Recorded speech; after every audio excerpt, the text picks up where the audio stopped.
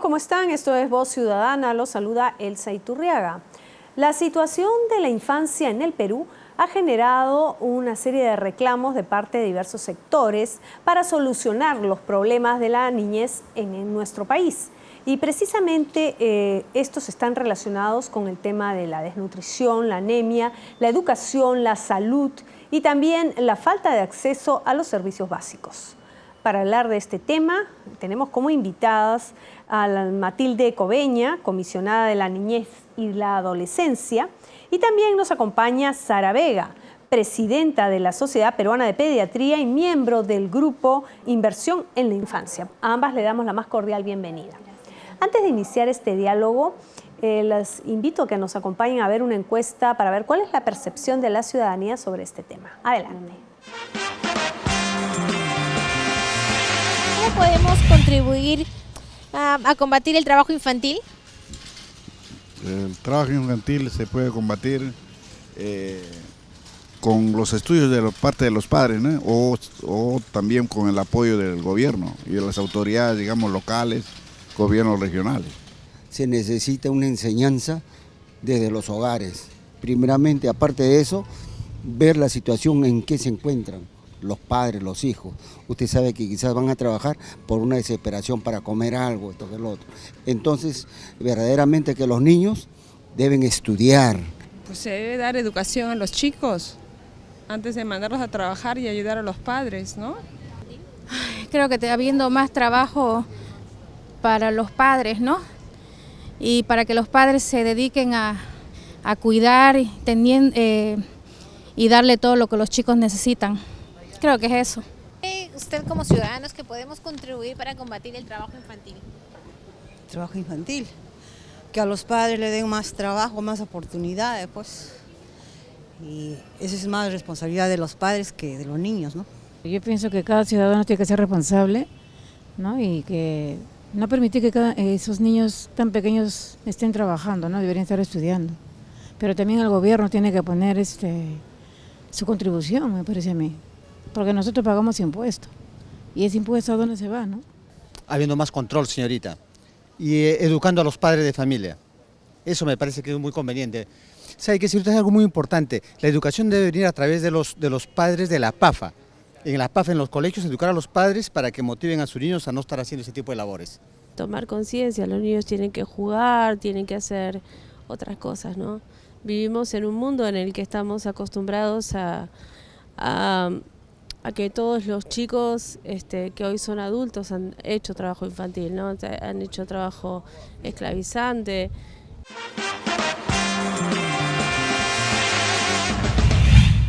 Bien, ya hemos podido ver definitivamente la preocupación que existe también en la ciudadanía respecto de este tema y sobre quién recae la responsabilidad, tanto a nivel familiar como también a nivel del Estado, de las autoridades.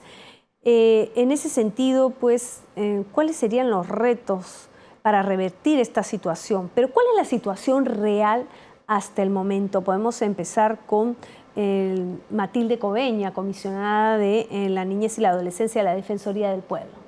Muy buenas tardes. Sí, en base a los estudios que ustedes hacen permanentemente. En base a los estudios que nosotros hemos realizado hace un par de años en materia de trabajo infantil, hemos visto que efectivamente la erradicación y prevención del trabajo infantil es todavía una lucha que se tiene que seguir abordando, no solo desde el Estado, sino también, como se ha dicho en la encuesta, desde la responsabilidad de los padres de familia, de la ciudadanía. Por ejemplo, ¿cómo podríamos colaborar nosotros para que no hayan más niños, niñas y adolescentes trabajando? Por ejemplo, no contratando a niñas para trabajo doméstico o no explotando, ¿no?, a nuestros hijos o nuestras hijas en la calle, por ejemplo. Hoy día vemos que si bien hay mendicidad, por ejemplo, si bien hay avances desde distintos sectores para erradicar y prevenir el trabajo infantil, todavía la ciudadanía tolera que un niño trabaje en trabajos, valga la redundancia, peligrosos o que son muy riesgosos para su edad. No es que los niños y y las niñas nunca puedan trabajar. Sí pueden trabajar, pero a partir de lo que señala la legislación, es decir, a partir de los 14 años,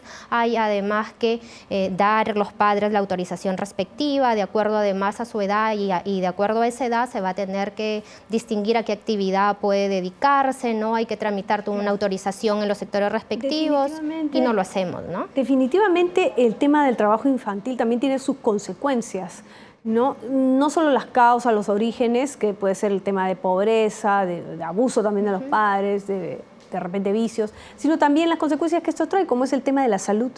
Y precisamente queríamos también consultarle a la presidenta de la Sociedad Peruana de Pediatría, Sara Vega, respecto de, digamos, los índices que hay relacionados con el tema de la desnutrición, la anemia, que ocasiona pues este tipo de situaciones, no solo en zonas alejadas, también en el trabajo infantil. El primer comentario que haría es de que el trabajo, para erradicar el trabajo infantil, tiene que partir desde un tremendo esfuerzo del Estado por entender que hay una cultura de que el trabajo es algo natural para los niños, sobre todo en ciertas regiones como la sierra del país o entre las clases menos favorecidas, ¿no? Definitivamente los padres, la ciudadanía en general, y por eso en este programa, como algo normal, o sea, es una cuestión cultural. Y que pasa de generación en generación. Exactamente, cuando en los niños el trabajo debe ser el juego y el estudio. O sea, no hay otra cosa que juego y estudio. Ese es su deber, lógico. ¿Por qué? Porque son fundamentales para el desarrollo, no solamente en la primera infancia, sino en general del ser humano. El hecho de poder no trabajar y a través del juego desarrollarse en todas las funciones que debe desde el punto de vista no solo motor, sino también socioafectivo, sino también del lenguaje, o sea, todos los aspectos que significan el desarrollo del ser humano que van a luego demostrar grandes y un gran impacto en la edad adulta, ¿se da cuenta? Porque en la edad adulta se ha visto que estos niños que son queridos, con los cuales los padres juegan, se tiran al suelo a jugar y juegan con ellos. Y realmente a los 30 años, en un estudio que hay de Víctora, un importante investigador de Brasil, hay un mayor ingreso per cápita, hay mayores capacidades desarrolladas desde el punto de vista intelectual, con la lactancia materna hasta 4 puntos más de inteligencia, de cociente intelectual pueden adquirir los niños y niñas en estudios realizados y evaluados en este año, publicados en este año en revistas tan importantes como el Lancet. En nuestro país, porque estamos yendo a la situación de la infancia en nuestro país. Eso, si me permite, es toda la base, digamos, para un buen ciudadano, futuro ciudadano. El trabajo infantil es una cosa pues muy negativa para el desarrollo integral del niño, ¿no? Y en nuestro país tenemos muchos enemigos para que se dé un desarrollo realmente óptimo de las niñas y niños. Pero fundamentalmente tenemos que combatir dos. Uno es la desnutrición crónica infantil, en el cual la talla baja es solamente la punta del iceberg de todos los problemas que hay en cuanto a las conexiones cerebrales, en cuanto a la inteligencia, la capacidad de aprendizaje, etcétera, sino también la anemia, que es una parte de lo mismo. O sea, cuando un niño está bien nutrido. Claro, entonces la anemia, que usted sabe que tiene índices pues muy altos, a pesar que se lucha y todo, prácticamente hasta diríamos que está estancada, ¿no? Realmente 43% de los niños menores de 3 años, de acuerdo a la UNICEF última, digamos, de están anémicos. De los padres también, ¿no? No, tiene que ser un trabajo tripartito. Tiene que ser el Estado, tenemos que ser los trabajadores de salud y en ese sentido los pediatras tenemos un rol crucial que jugar, pero no solamente nosotros, todo el personal de salud y la ciudadanía en general. O sea, las familias, todos debieran saber que la anemia es como, digamos, un daño escondido, que no se nota, que no se le da la importancia del caso, ¿no? Y que se puede prevenir.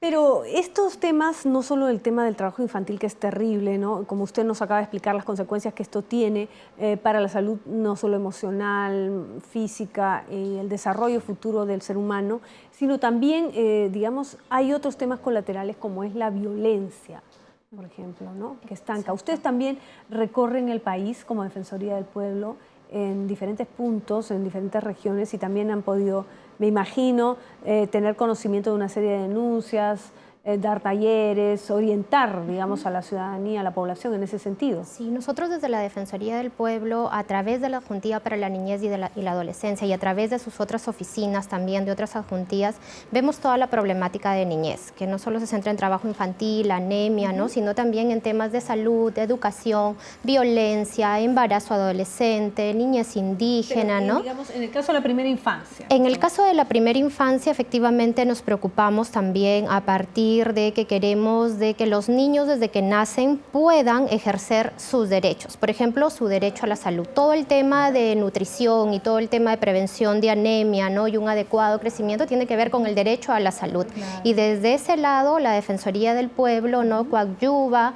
recomienda, le sugiere a las entidades responsables que efectivamente cumplan con su labor. O sea, hay normas, hay lineamientos de distintos sectores para que los gobiernos regionales, los gobiernos locales, por ejemplo, inviertan en temas de prevención, ¿no? De anemia, en prevención de la nutrición, y a veces por desconocimiento de las autoridades es que no se hace, o por una mala ejecución a veces del presupuesto público no terminan invirtiendo en estos temas que son tan necesarios, ¿no? Que digamos que se ha hecho como costumbre y se ve como normal, aproximadamente hemos estado viendo algunas cifras, el 30% digamos de los peruanos considera que es viable una manera de corregir a los niños, a los menores con la violencia. Y existe una ley que se dio en diciembre que dice recientemente se ha dado físico. Exactamente, ¿no? Se ha dado en el Congreso. ¿Qué nos está diciendo eso?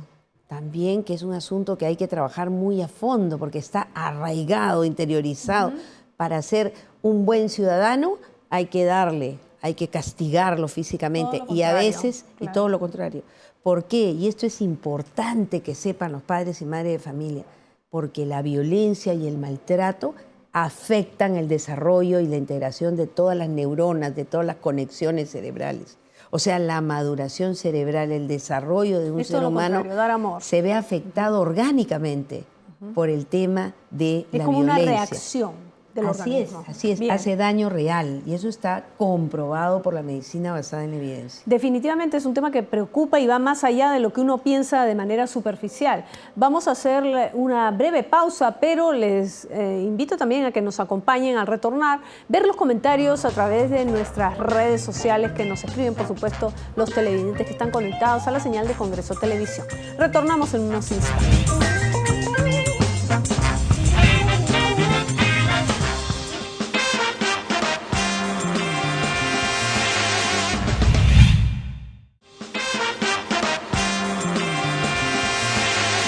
Regresamos con Voz Ciudadana y vamos con nuestro acostumbrado bloque de comentarios a través de nuestras redes sociales. Y la pregunta de hoy es, ¿cómo podemos contribuir a combatir el trabajo infantil? Carla Villanueva Serrano nos escribe y nos señala, los padres que explotan a sus hijos deben ser condenados y los que no envían al colegio a sus hijos deben quitarles la tenencia y construir más albergues.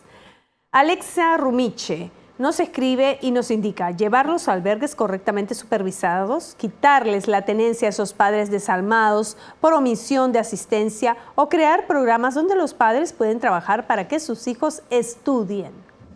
Maritza Bema nos señala y opina que la planificación familiar en las zonas rurales de una vez sí o sí debe darse, que llegue para todos.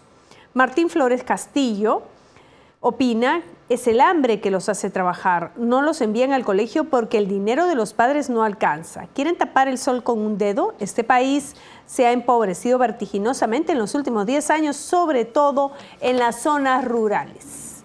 Alejandrina Aymara opina, yo creo que nosotros deberíamos dejar de comprar a los niños que venden dulces o cualquier alimento, ya que los padres se aprovechan de la ternura de su niñez para ganar más dinero.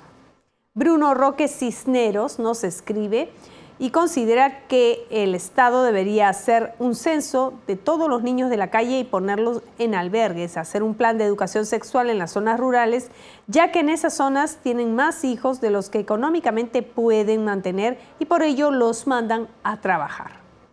Jaime Córdoba Cabanillas finalmente considera que debe darse mayor presupuesto para la niñez. Bien, este es un resumen de las opiniones que nos han llegado a través de nuestras redes sociales en el Congreso Televisión y en el programa Voz Ciudadana. Síganos escribiendo. Nosotros vamos a hacer una pausa, pero retornamos con más. No se muevan.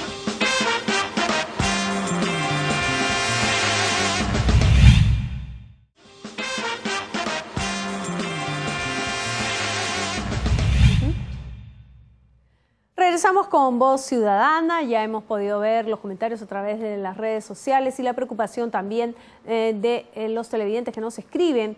Y estábamos tratando en el primer bloque un diagnóstico más o menos de la situación en lo que es el tema de la anemia que nos explicaba la doctora, la desnutrición, lo importante que es esto para el desarrollo físico, psicológico, mental del ser humano, y también con la representante de la Defensoría del Pueblo, la comisionada, respecto de tema cómo se debe de trabajar con los niños para evitar de que también los padres los obliguen a trabajar, valga la redundancia, y el tema de la violencia en los hogares y en las escuelas, que también se da.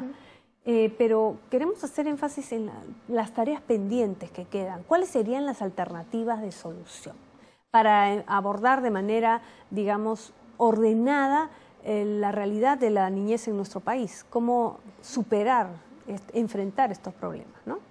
Yo creo que en primer lugar hay que poner en marcha un programa de atención integral del niño. Y dentro de la parte de salud, porque también obviamente está educación, entre otros, dentro de la parte de salud está el combate frontal a la desnutrición, a la anemia y la lucha por la buena nutrición. Y al hablar de esto, nosotros decimos, hay un 14.2% de acuerdo a ENDES de desnutrición crónica, niños totalmente afectados, pero al mismo tiempo en las áreas urbanas ya la obesidad está creciendo de una manera monstruosa y hay reportes que muestran que hasta 1 de cada 3 niños tiene sobrepeso y un 12%. Si me permite, doctora, sí, acá hay una ley, claro, justamente, a eso voy, que habla de las eso voy. loncheras saludables, la eliminación de la comida chatarra. ¿Y cuándo se dio esa ley? En el año 2013. En el año 2013 se da la ley de alimentación saludable y bien gracias no hay reglamento, no sale el reglamento.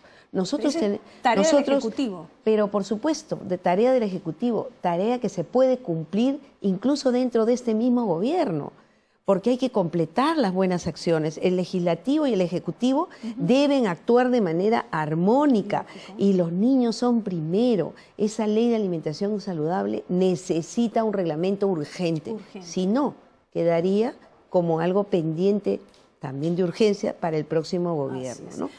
Entonces, ordenando la agenda, digamos, pendiente, podríamos hablar que primero, para enfrentar el tema de la niñez, sería, digamos, que tengan paz, es decir, cero violencia, que haya paz en los hogares, para que estos niños estén más estables. El tema de la alimentación, como segundo punto básico, la lactancia materna. Que está un poquito como mal. tercer punto, pues el tema de la educación. Podríamos enfocarlo por ese lado, digamos. Sí. ¿Cuáles más o menos coinciden con este orden de lo que se debe ir haciendo? Sí. Claro que todo es importante, ¿no? Claro, pero es un todo, como has dicho, claro, ¿no? Entonces hay que afrontarlo desde diferentes sectores, con una visión multisectorial, con una visión desde gobierno nacional hasta gobiernos locales, con una visión de integrar y articular con la sociedad civil, en fin, porque son grandes problemas. Que los municipios también tienen que participar. Por supuesto. Por ejemplo, las recomendaciones que ha dado la Defensoría del Pueblo, ¿no? Las recomendaciones coinciden en los 3 temas que has planteado. Salud, educación y violencia, que son además las recomendaciones que están citadas en una agenda que ha trabajado la Defensoría del Pueblo con UNICEF,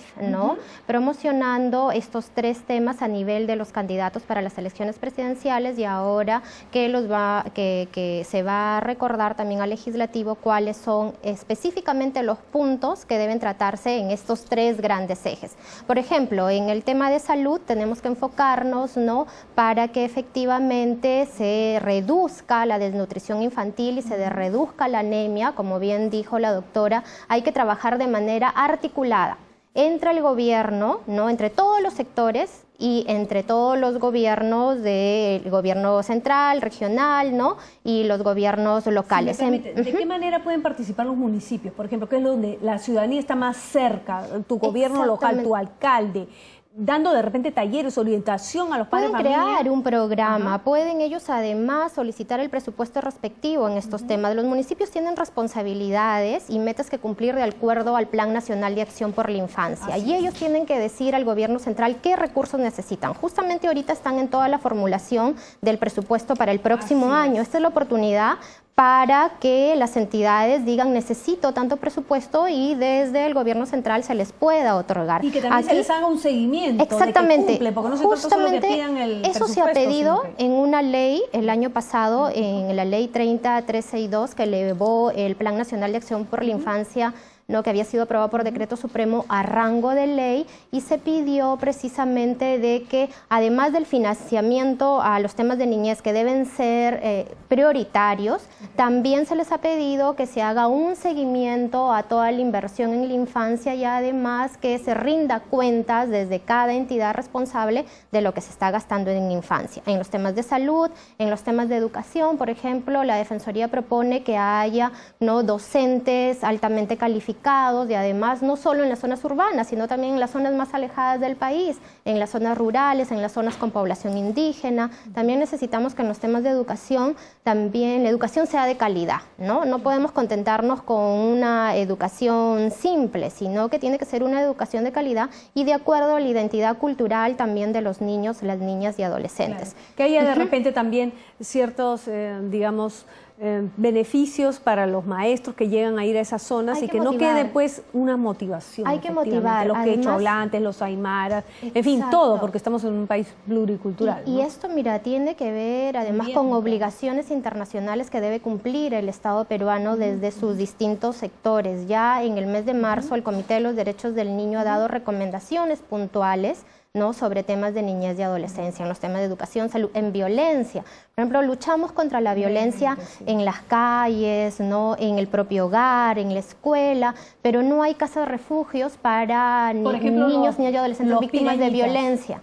Claro, ¿no? Por también, ejemplo, no hay. Los niños de la calle. Y necesitamos eso también, ¿no? Nadie se quiere hacer cargo. Nadie se quiere hacer cargo. Necesitamos programas para educar a la ciudadanía en prácticas no violentas. Esos niños son futuros después delincuentes si es que no se hace algo desde ahora, ¿no? Ya son delincuentes ahora, ¿no? Bueno, pero se puede, digamos, eso se puede prevenir. Claro, de repente si son más niñitos, así es. Se puede, digamos... Mire, en ese sentido, el Grupo de Inversión por la Infancia, del cual la Sociedad Peruana de Pediatría forma parte, ha lanzado una alerta ciudadana, invocando para que se trabaje no solamente por la desnutrición y la anemia, sino, como bien se ha señalado, por la educación en la primera infancia de calidad. Ahorita se está cumpliendo con el 83% de cobertura de educación inicial de 3 a 5 años, pero se necesitan 27.000 maestros bien preparados, que no los tenemos. Hay que no solamente educar desde los 3 a 5 años, sino también desde los 0 años a los 3 años, y ahí las familias cumplen un rol fundamental, pero hay que capacitarlas. Entonces, el tema de educación es muy poderoso si queremos lograr un desarrollo integral de los también, niños. Que dicen que después no hay trabajo. Exactamente. Los que están estudiando para ser maestros. Y mire, algo muy importante es no solamente el tema de los presupuestos, de que haya, porque sin dinero, sin presupuesto no se puede hacer prácticamente nada. Hay que revisar los presupuestos por resultados para ver a quiénes le vamos, qué resultados vamos a pedir, y sobre todo hay que conseguir que exista una autoridad única de muy alto nivel. Eso es lo que nosotros planteamos como grupo impulsor, de muy alto nivel, que articule todas estas instancias que le estoy diciendo. Un ente rector, digamos.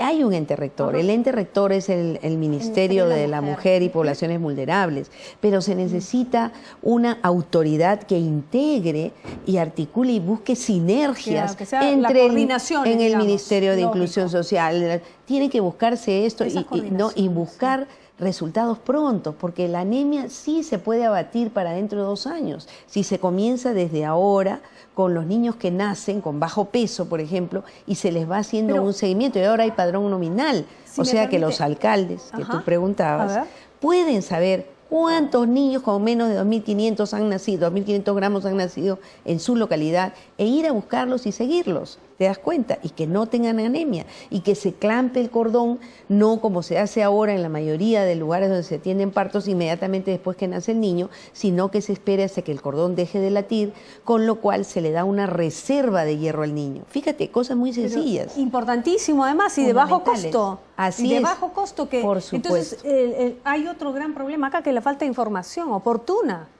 Digamos, tanto a padres como a los personal del sector salud. Es que yo siento, querida Elsa, que la ciudadanía tiene que empoderarse y tiene que empoderarse efectivamente con información. Si las madres embarazadas supieran cuán fundamental es que a sus niños apenas nazcan, se los pongan al contacto piel a piel y a la lactancia materna para el éxito futuro de la lactancia, para que haya menos suicidio, mejor vínculo, etcétera, todas lucharían, todas pedirían y reclamarían sus derechos. Claro. Así es, te das cuenta. Entonces hay bastantes tareas que cumplir. Todavía las puede cumplir algunas este gobierno, como el reglamento de la Ley de Alimentación Saludable, que no tiene que estar sujeto a ningún tipo de interés, sino al supremo interés del niño, y otras tareas pendientes que habrá que cumplir con el próximo gobierno. Así es. Bien, las palabras finales, porque ya estamos en los segundos ya para terminar el programa. Yo quisiera finalizar diciendo que la protección de la niñez y la adolescencia es una responsabilidad compartida, no solamente del Estado, sino también de los padres de familia, de la sociedad, de los medios de comunicación, de los colegios. Cada uno tiene sus tareas y sus responsabilidades que cumplir. El Ejecutivo, desde los planes respectivos que hay, efectivamente, como decía la doctora, hay un ente rector, ¿no? Pero en algunos temas como primera infancia, desarrollo infantil temprano, necesitamos una mayor articulación intergubernamental e intersectorial, y ahí necesitamos a alguien que dirija y pueda articular y coordinar debidamente. En otros temas, como en los temas de violencia también, ¿no? Que en este caso lo dirige el MIN, pero necesitamos que el sector educación, el sector salud se involucre en los temas de trabajo infantil. No solamente lo tiene que ver el Ministerio de Trabajo, también los otros sectores, pero también nosotros como ciudadanos, como padres de familia, tenemos que colaborar. No podemos exigir que haya una sociedad sin violencia cuando nosotros mismos somos violentos con nuestros hijos y con nuestras hijas, ¿no? O en la calle, si nosotros de repente damos un jalón de orejas porque creemos que esa es la forma correcta de educar a nuestros hijos, luego no podemos decir, entonces no quiero violencia. Tenemos que empezar también por casa, ¿no?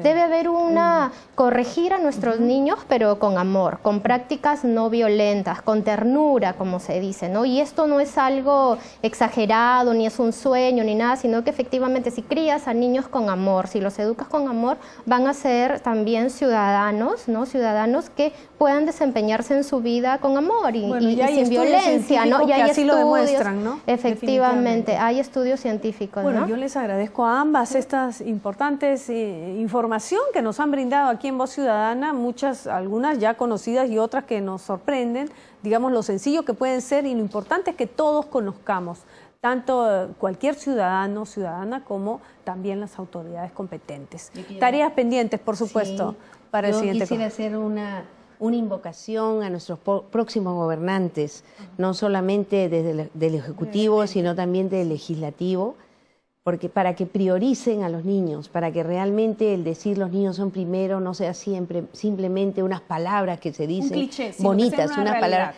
sino que sean una realidad. Creo que el día de hoy se han tratado una serie de temas que están en la agenda pendiente y algunos que se pueden resolver incluso ahora, antes del 28 de julio. Muchísimas gracias, les reitero nuestro agradecimiento. Los niños son el presente, no solo son el futuro, los tenemos alrededor de nosotros. Y también el futuro, así es. Bien, llegamos al final de esta edición, los esperamos en nuestro siguiente programa. Hasta entonces.